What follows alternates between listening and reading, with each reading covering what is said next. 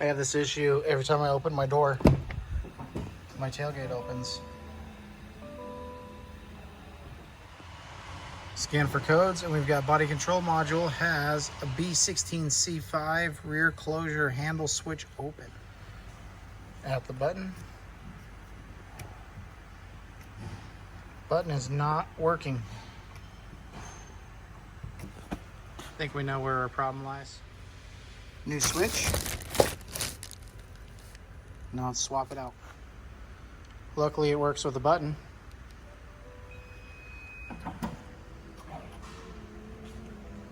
And now what I'll do is pull off all these Torx bolts, swap out the switch.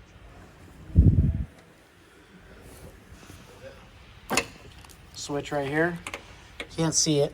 It's underneath there. Push down the tabs on the side.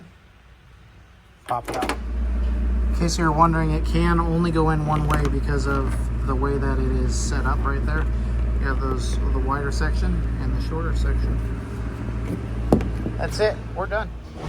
Now let's test it. Here we go. Handle.